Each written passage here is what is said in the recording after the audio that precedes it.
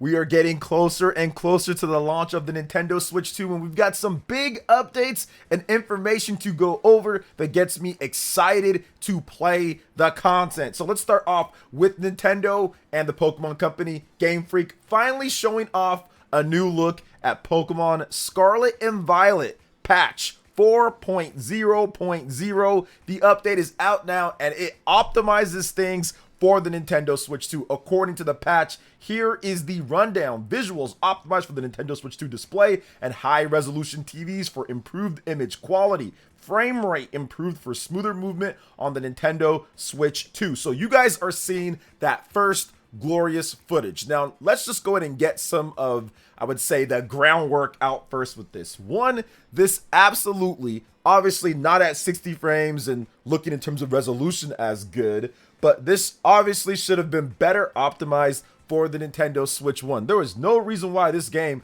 shouldn't have been a 720p, maybe with dynamic resolution, 30 frames lock game, or at least dips maybe here and there, but gets it right back to 30 frames, like let's say Xenoblade Chronicles X, for example. There's no reason based on how this game looks. So I wish that could have been a thing back in 2022 or 2023 or 2024 when they had time to patch overall. Now, they did patch out some of the bugs and glitches and some of the other things, but obviously the performance was never up to the standard that it should be when you're talking about a full price game or just even a game like Pokemon. So to me, it should have been there. But let's get into this patch here, because this is something that was actually leaked beforehand when it comes to Pokemon Scarlet and Violet, that there will be a Nintendo Switch 2 patch for this game that's going to fix a lot of it. And once again, you guys have seen this footage and it looks significantly better than the original footage when you play it. Now, I played and beat Pokemon Scarlet and Violet, and I'll tell you something right now, man. This game is like a beautiful mess. There's some things that obviously aren't great with some of the story stuff and other things, but the gameplay can be incredibly fun. And now that you remove the biggest issue with this game, and to me the biggest issue was absolutely the frame rate of the game. Now you remove that, you get it to where it looks like it's a 60 frames per second game. I'm pretty sure it's running at 60 from the clip that you guys are seeing right here. On top of that, you actually make it to where there's more Pokemon on the map overall. There's less pop in, and you basically have a little bit better draw distance, more lively in terms of the atmosphere. That's going to make the game significantly better for leveling, for finding shinies, for simply just playing the game, exploring. It looks and runs so much better. Now, does it look as good as Xenoblade or look as good as maybe it should have looked considering the hardware? Absolutely not. But if you compare it to what it was beforehand on Switch 1, this is a significant improvement that's going to essentially make it a brand new game for many people. I know many people that actually picked up this game at launch or shortly after and felt they can deal with the frame rate and stuff, and they could not, and they shelved it, but are going to be picking it back up. And this game is sold consistently despite the issues that it had. It's sold consistently since 2022 at the end when it launched in November. So I think sales are going to continue to be going, and I think this is actually going to be a boost to the Nintendo Switch 2 in terms of when people decide to pick this up. I think there's going to be people, when it comes to Pokemon fans, that are going to be willing to drop the money to pick up a Nintendo Switch 2 right now at this point, despite there not being a Pokemon Gen 10 announcement just yet. They're going to drop the money to be able to play Pokemon Scarlet and Violet in significantly better quality, explore the DLC way better, get into the multiplayer and other things faster. So to me, this is a super huge announcement and a very big win for the Nintendo Switch 2, because despite the game already selling 20-something million units on the Nintendo Switch 1, it's not like people stopped buying the game, and that was on Switch 1 where it ran terrible. So now we have a system that can actually run it really good. That is a boost to the system itself, and of course for people jumping back into or first getting into Pokemon Scarlet and Violet. So very happy to see that this game has finally been fixed. Kind of sucks once again, you got to spend the $450 or $500 with the bundle to get that. But I do feel that the game is absolutely worth playing out at this point. But seriously though, guys, the big thing for me is how the game runs, especially in the water areas. There's so much Pokemon populating that, and there's no slowdown from what we can see. If you try to go through water on the Nintendo Switch 1 version of Pokemon Scarlet and Violet, it just turns into a slideshow no matter what. So to me, having that many Pokemon, having the draw distance seem to be touched up, improved, and be better, the resolution is cleaner, and the frame rate is good. Yes, the graphics still aren't up to where you'd want them to be, but considering how the game is played and what happened before, this is a significant improvement above it, and I can finally go through and do so many things that I wanted to do, exploring and all of that the first time around, without having to deal with so much frame rate drop and so many issues in terms of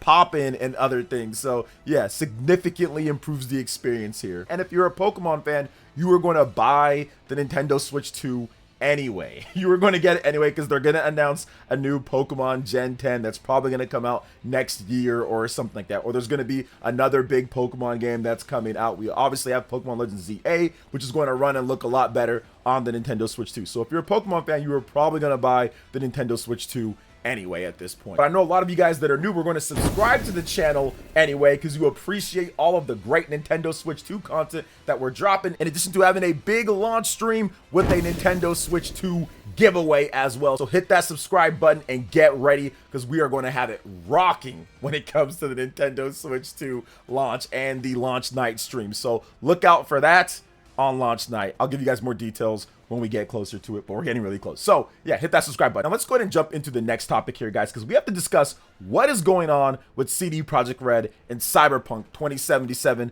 the Ultimate Edition on the Nintendo Switch 2. We know how this game is stacking up when it comes to other third-party games on the Nintendo Switch 2. They're going to have a performance mode at 40 frames per second, or at least up to 40 frames per second if you have a 120 hertz TV, or if you're playing on the Nintendo Switch 2 in portable mode. They're going to have a 30 frames per second quality mode, and they're going to have it to where you have the Phantom Liberty DLC on the cartridge. It's all on the cartridge, 64 gigabyte cart. Really cool thing that they're doing here. Yes, it's expensive, $70, but you get all of that content when it comes to the full experience of Cyberpunk 2077. Now, in an interview with IGN, the developers did talk about the specifics with the Nintendo Switch 2, saying that Nintendo and CD Projekt Red started talking about bringing the game to Switch 2 around 2023 and then finalized all their plans. And I'm paraphrasing here, but they initially said, we thought this was going to be very difficult because the architecture is very, very different. But it actually ended up being a lot easier than they thought it would be. And they said this about the Nintendo Switch 2, saying that it has more RAM than previous generation consoles, PS4 and Xbox One, which is also very important. All of this means that not only does the Nintendo Switch 2 version of Cyberpunk 2077 run better than the PS4 and Xbox One versions, but it also includes the Phantom Liberty expansion, which was too demanding for old tech and thus not released on the last gen system. So the Nintendo Switch 2, in terms of technology and how new it is and what it can do, outclasses the PS4 and Xbox One, and it seems quite easily, considering you are going to get that extra frame rate in addition to looking better overall than the PS4 and Xbox One versions. So that clearly shows that the Nintendo Switch 2 is a more capable device by at least a noticeable amount compared to the PlayStation 4 and definitely the Xbox One. So definitely good to see CD Projekt Red come out and say that, which we've known, but also just getting the reconfirmation here. Now, there's another thing that was talked about that CD Projekt Red said, and they talked about the Nintendo Switch 2 having some limitations, which is obvious. It's a hybrid device. You are not going to get it as powerful as a big box PlayStation 5 Pro or PC. But CD Projekt Red has set pretty firm quality bars that it wishes to adhere to that does include a minimum frame rate of 30 frames per second. So CD Projekt Red said, quote, "So to be clear, if it goes under 30 FPS, I don't think that's great," Tremblay said. "There's no such thing as, oh, this is fine to get it at 25 frames per second in this section. No, it's not. It should be 30 FPS everywhere." So he's saying that, hey, they want to have it at 30 FPS everywhere, and they don't want it to dip underneath 30 FPS everywhere. Now, I'm pretty sure there might be some spot where it maybe hits 29 and then goes right back up or something like that. But I think essentially what they're trying to say is that they're trying to maintain and keep that 30 FPS no matter what in most areas. Now, we've seen some updated footage of the game running, and it looks like it's pretty solid and locked in at that 30, but of course, there's going to have to be extended tests when it comes to the quality mode, when it comes to the performance mode, and I'm pretty sure Digital Foundry will be all over that. So we'll see exactly,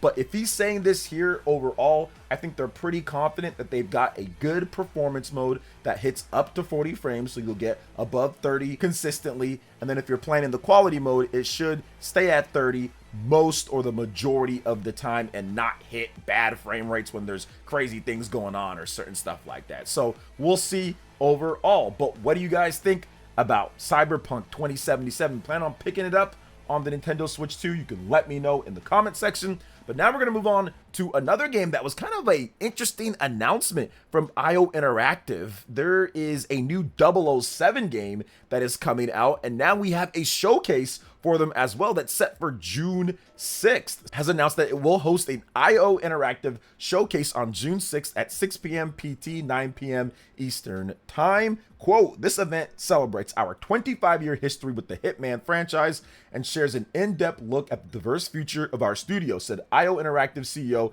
Hakan Abrak. Quote, "We've prepared some truly exciting surprises." Now, in this showcase, it will feature a few different games here. One, Hitman, World of Assassination. With the Hitman franchise set to celebrate its 25th anniversary this year, announcements regarding upcoming content for Hitman, World of Assassination, and collaborations around the Hitman franchise will be shared. Mind's Eye, developed by Build a Rocket Boy and published by IO Partners. Mind's Eye is a narrative-driven action-adventure thriller and will be an ever-expanding player experience with new studio-created premium content delivered monthly. Mind's Eye will launch on June 10th, 2025. Now, this was also done by the former GTA peeps, or one person from GTA, so look out for that. 007 First Light. This is one that I'm actually really excited about because this one was announced for the Nintendo Switch 2, and it's the first time that we're getting a true 007 game in a hot minute. So they said this: developed by IO Interactive, 007 First Light is the title of its highly anticipated standalone original James Bond video game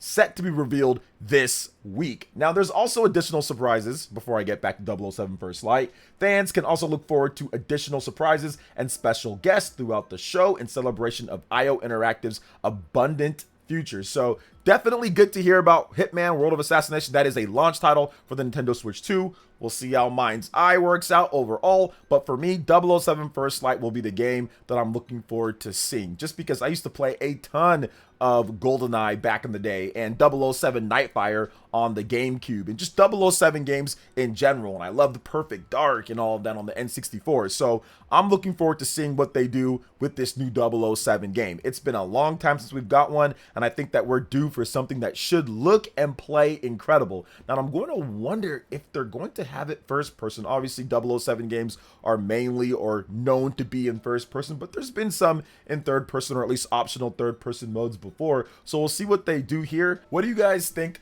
about these three separate games with the IO Interactive Showcase? You can let me know in the comment section below. But now we're going to move on to the final topic here. And it's crazy because we just had an announcement when it comes to Fantasy Life selling 500,000 copies, and before you can even say anything, they've sold an additional 300,000 copies, getting it to a total of 800,000 copies, and they're pretty sure that they're going to hit over 1 million units for Fantasy Life I, The Girl Who Steals Time by the end of June. But the Nintendo Switch 2 is launching, and I think there's going to be a number of people who pick up the Nintendo Switch 2 edition of the game because you're going to get that improved frame rate and resolution. The game is selling best right now from what we know on the Nintendo Switch, so people are playing it at that lower quality compared to Xbox, PlayStation, and PC. But once the Nintendo Switch 2 comes out, I think more people are going to transfer over to that, get the upgrade overall for $2.59, or just outright buy the game on the Nintendo Switch 2. So that's pretty cool.